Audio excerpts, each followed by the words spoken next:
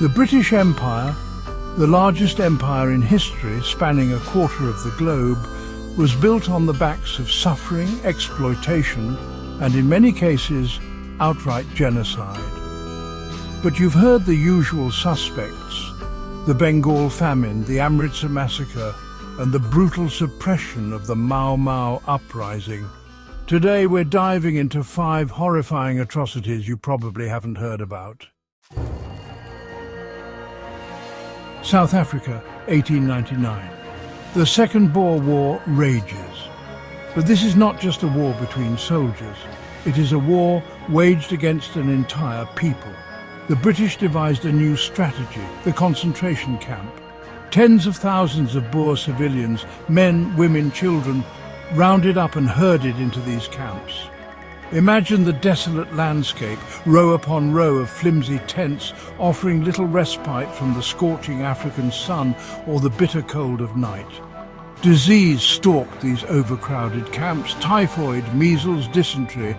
But the cruelest blow was the hunger. Food, when available, was meagre, often rotten. Deliberate policy, you see, to break the spirit of the Boer people.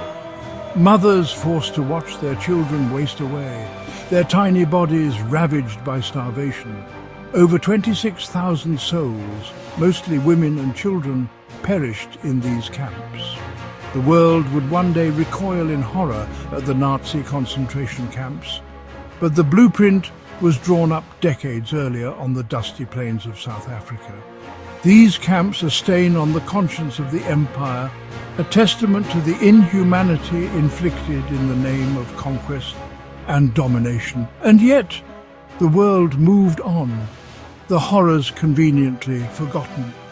But we must remember, for to forget the victims is to become complicit in the crimes.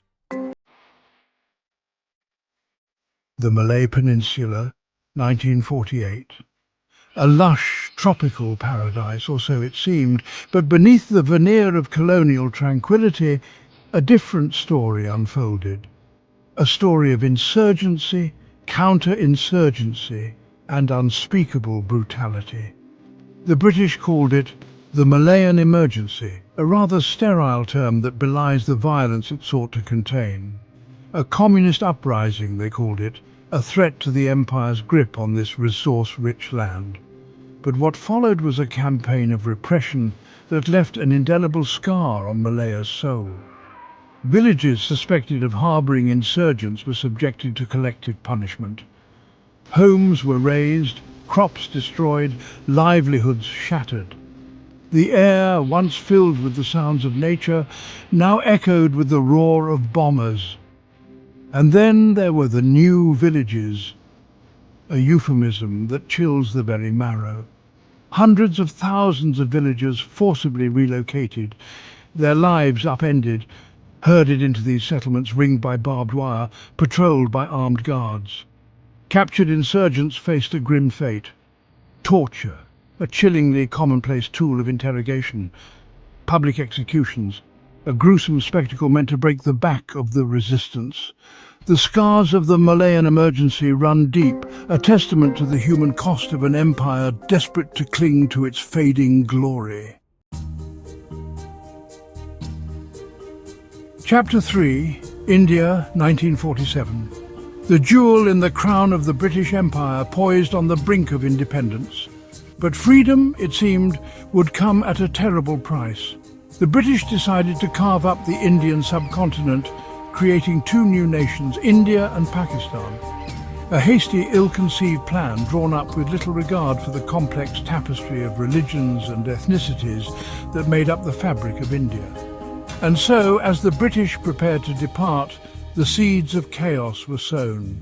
Millions, uprooted from their ancestral homes, cast adrift in a sea of uncertainty and fear. Muslims fleeing to Pakistan, Hindus and Sikhs in the opposite direction, a mass exodus unprecedented in human history. But this was no mere migration. It was a descent into madness, fueled by ancient hatreds, stoked by fear and uncertainty. Neighbour turned on neighbour, friend on friend, the very bonds of community ripped asunder in an orgy of violence. The death toll, staggering almost beyond comprehension. Estimates range from hundreds of thousands to over 1 million souls, butchered in the name of religion, victims of a partition gone tragically wrong. The architects of chaos, leaving behind a legacy of division and bloodshed that continues to haunt the subcontinent to this day. Chapter 4. The Highlands of Kenya, the 1950s. A land of breathtaking beauty, but also a land shrouded in darkness. The Mau Mau Uprising, a struggle for land and freedom against British colonial rule. The British used divide and conquer tactics. Communities turned against each other, armed militias and terror on suspected Mau Mau sympathizers. At the heart of this darkness lay the camps, a network of detention and interrogation centres scattered across Kenya. Here, the British perpetrated horrors that would make even the most hardened observer recoil. Prisoners, many innocent civilians subjected to unimaginable cruelty. Women raped, bodies broken, spirits crushed. This was a systematic campaign of torture, overseen by the colonial administration. The British government tried to bury this shameful chapter of their history. The Kenyan gulags, a chilling reminder of the violence and oppression of the British Empire. Chapter 5, The Fertile Plains of Bengal, 1770, a land blessed by nature but cursed by greed. The East India Company, driven by profit, held sway over this land, its policies turning rice into a cash crop. Taxes were extracted ruthlessly, leaving farmers with nothing. And then the rains failed. A natural calamity worsened by company policies.